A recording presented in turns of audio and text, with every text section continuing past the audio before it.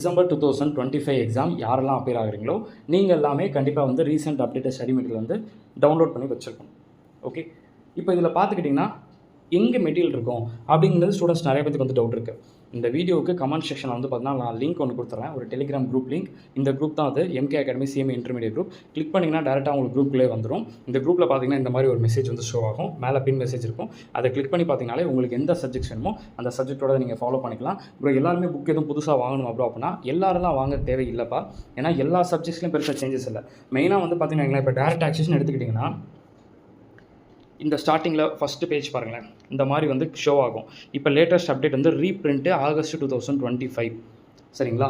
லாஸ்ட்டாக எப்போ changes நினச்சுன்னா January 2025 changes பண்ணியிருக்காங்க. அதுதான் ரிவைஸ் எடிஷன்.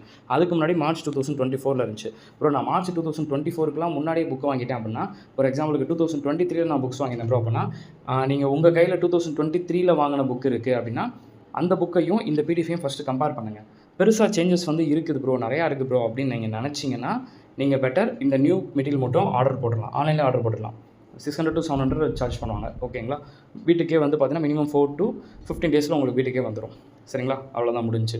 பேப்பர் 7க்கு மட்டும் நான் சொல்கிறேன். இல்லை ப்ரோ நான் 2024 தான் நான் வாங்கினேன் அப்படின்னா நீங்கள் ஒன்று பண்ணலாம். என்ன பண்ணலாம்னா உங்கள் கையில் வச்சிருக்கக்கூடிய புக்குக்கும் இந்த பிடிஎஃப்க்கும் கம்பேர் பண்ணிங்கன்னா சேஞ்சஸ் கண்டிப்பாக இருக்கும். அந்த சேஞ்சஸ் என்னென்ன சேஞ்சஸ் இருக்கும்? மெயினாக சேலரியில் இருக்கும். சரிங்களா? ஹச்பியில் அங்கங்கே லைட்டாக, செட் ஆஃப் கேர்ஃபெல்லாம் லைட்டாக, ஓகே, கேபிள் கெயினில் லைட்டாக, இந்த மாதிரி சேஞ்சஸ் இருக்கும்போது அந்த சேஞ்சஸை மட்டும் நீங்கள் என்ன பண்ணிக்கணும், மார்க் பண்ணி வச்சுக்கணும். அதாவது உங்கள் புக்கில் மார்க் பண்ணிக்கணும். ஓகேங்களா? அதாவது புதுசாக புக்கு வாங்க மாட்டேன் ப்ரோ இதுக்கு அப்படின்னா லைட்டாக அந்த பென்சில் வச்சு மட்டும் சேஞ்சஸ் பண்ணிக்கோங்க. இவ்வளோ தான்.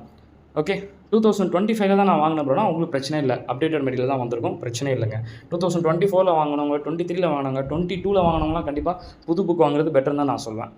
ஓகே, இல்லை ப்ரோ ஓல்டு புக்கே வச்சு நான் மேனேஜ் பண்ணிப்பேன்னா அது உங்கள் விஷ். பேப்பர் 7க்கு மட்டும் நான் சொல்கிறேன்.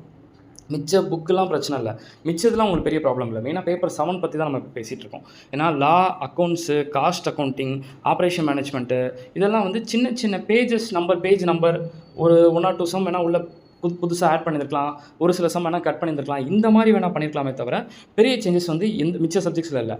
ஆனால் பெரிய சேஞ்சஸ் எங்கே இருக்குது அப்படின்னு சொல்லி பார்த்தீங்கன்னா பேப்பர் 7 வந்து கண்டிப்பாக இருக்கும். நீங்கள் 2022 வாங்கின புக் அப்படின்னா சேஞ்சஸ் கண்டிப்பாக இருக்கும். Okay, that's all. இவ்வளோ தான். அதனால் ஸ்டடி மெட்டீரியல் வந்து எல்லாருமே டவுன்லோட் பண்ணி வச்சுக்கோங்க.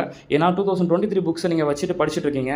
இங்கே எவ்வளோ அப்டேட்டட் மெட்டீரியல் வந்து இருக்குது, அமெண்ட்மெண்ட் இருக்குது. இதை பார்க்காம நீங்கள் உங்கள் கையில் வச்சுருக்கக்கூடிய 2023 வாங்கின புக்கை வந்து நீங்கள் பார்த்து படிச்சிங்கன்னா உங்களுக்கு எக்ஸாமுக்கு வந்து யூஸ்ஃபுல்லாக இருக்காது. அப்போ புக்கு புதுசாக வாங்கணுமா அப்படின்னா உங்கள் விஷ் அது.